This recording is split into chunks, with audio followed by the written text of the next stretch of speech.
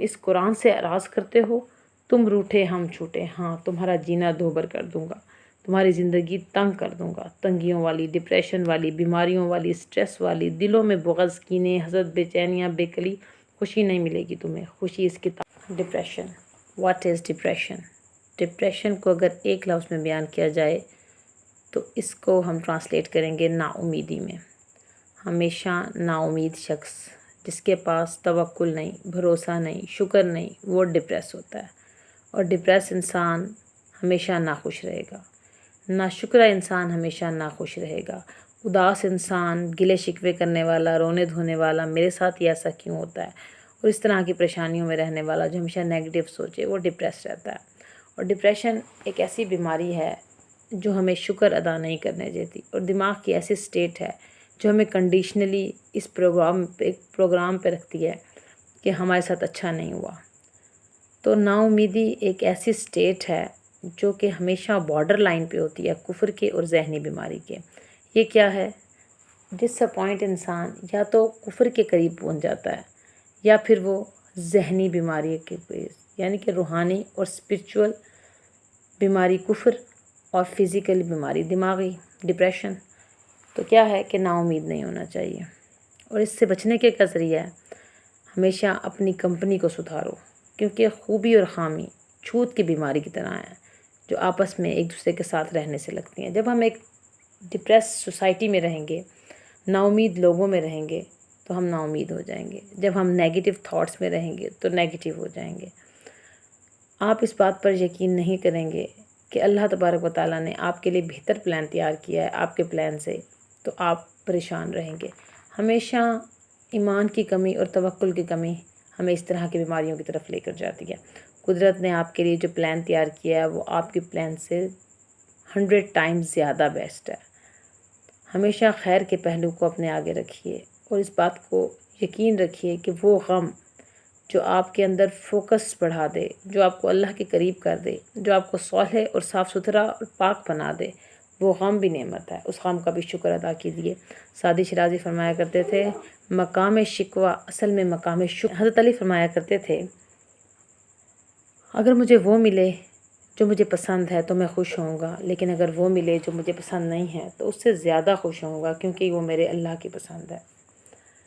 ہمیشہ exceptional situation میں رہیے۔ جنرل سوچنے والے ڈپریس ہوتے ہیں، جو اپنی زندگی کو ایکسیپشنل رکھتے ہیں وہ کبھی ڈپریس نہیں ہوتے۔ اپنا خیال، تھاٹ اور فیلنگز بھی اللہ کا انعام اور نعمتیں ہیں جن کو صحیح طریقے سے استعمال کرنے سے ہم ڈپریشن سے دور جاتے ہیں۔ موت کو یاد رکھیں گے تو آپ ہمیشہ اسٹریٹ رہیں گے، موت کو یاد رکھیں گے تو آپ سادہ رہیں گے۔ سادگی کوئی فارمولہ، کوئی کلیہ نہیں ہے، یہ زندگی کا ایک رخ ہے جو آپ کو اطمینان بخشتا ہے۔ جب ہم دشمن کا شکر ادا کرنے لگ جائیں تو پھر ہم اس اسٹیٹ میں ہوتے ہیں کہ کبھی بھی ڈپریشن میں نہیں جا سکتے، کیونکہ ہمیں پتہ ہے کہ دشمن کا شکر ادا کرنے کا بھی فائدہ میرا ہی ہوگا۔ جیلس انسان کا بھی شکر ادا کیا جائے تو انسان ہمیشہ سیٹسفائی رہتا ہے، معاف کرنے کی کنڈیشن میں رہتا ہے، فورگیونیس کی حالت میں رہتا ہے۔ تحفہ دینے کی عادت ہمیں ڈپریشن سے دور کرتی ہے، اور اچھا تحفہ دیجیے۔ جب آپ کسی کے لیے اچھا سوچ رہے ہوتے ہیں، جب آپ دوسروں کے لیے سلیکٹ کر رہے ہوتے ہیں جو کہ بہت اچھا ہے، تو کہیں کسی جگہ قدرت آپ کے لیے اس سے بھی بہتر سیٹلمنٹ پلان کر رہی ہوتی ہے۔ اپنے لنگر آباد کریں گے تو رزق کی پریشانی نہیں آئے گی، اور اگر نعمتوں کا شکر ادا کریں گے اور نعمتوں کا حق ادا کریں گے تو نعمت چھینی نہیں جائے گی۔ اور نعمت کا حق ادا کرنے کا سب سے بہتر طریقہ یہ ہے کہ جس نے دی ہے اس پر خرچ کرو، اللہ کی مخلوق پر خرچ کرو۔ نعمت اللہ نے دی ہے، اس کی مخلوق پر خرچ کرو، اور شعور کی انتہا شکر ہے۔ جب ہم رونے دھونے والے بنتے ہیں تو پھر ہم ڈپریس ہوتے ہیں، جب ہم شکر ادا کرنے والے بنتے ہیں تو ہم ریلیکس ہوتے ہیں، تب ہم ذہنی بیماریوں سے، اداسی سے، نا امیدی سے باہر نکل آتے ہیں، کیونکہ ہمارے اندر ایمان ہے، اور ایمان ہمیشہ ایماندار کو ملتا ہے، دنیا داری اور معاملات سے باہر۔ واصف علی صرف صاحب فرمایا کرتے تھے خالق کا گلہ مخلوق کو اور مخلوق کا گلہ خالق کو جائز نہیں ہے، اور تقدیر کا گلہ کرنا بنتا نہیں ہے۔ جو آپ کے ساتھ ہونا ضروری تھا وہی ہوا ہے۔ اگر یہ چیزیں نہ ہوتی تو وہ آپریشن رک جاتا جو آپ کو سکون، تسلی اور سیٹسفیکشن اور تجربے کی بلندی دیتا ہے۔ اور جب ہم کہتے ہیں میرے ساتھ یہ ایسا کیوں ہوتا ہے، تو وہ اس آپریشن کو روک دیتا ہے جو آپ کا لیول اپ گریڈ کرتا ہے۔ جب ہم آغاز نیگیٹو سے کرتے ہیں تب ہماری انجام بھی نیگیٹو ہوتا ہے۔ اس لیے سوچ اور خیال کو بدلیں۔ سوچ اور خیال کو پازیٹیو کرنے سے دو چیزیں پیدا ہوتی ہیں، ایک خود شناسی اور ایک دوسروں کی سمجھ۔ جب ہمیں اپنے آپ کو سمجھنا آسان ہو جاتا ہے تو ہم سیٹسفیکشن کی طرف جاتے ہیں، اور جب ہم دوسروں کو دیکھ کر سمجھ لیتے ہیں ان کی فیلنگز کو، ان کے انداز کو، کیونکہ دوسروں کے ساتھ مل کے ویوز معلوم ہوتی ہیں ہر کسی کی، اور نیگیٹو ویوز اور پازیٹیو ویوز ہمیشہ ایک دوسرے کو امپریس کرتی ہیں۔ جب ہمارے اندر خود اعتمادی اور توکل آتا ہے تو ہم ڈپریشن کے سٹیٹ سے باہر چلے جاتے ہیں۔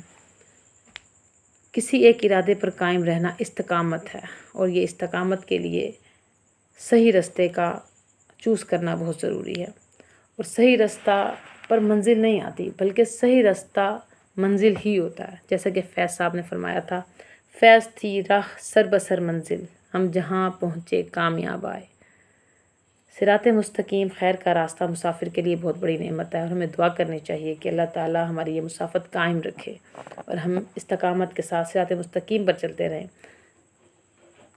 اور جہاں اس راستے پر چلتے چلتے اللہ کو پیارے ہو جائیں گے وہی کامیابی ہوگی۔ اور صحیح راستے پر چل پڑنا اتنی بڑی نعمت ہے کہ وہ مشن ہمارے چلے جانے کے بعد بھی قائم رہتا ہے۔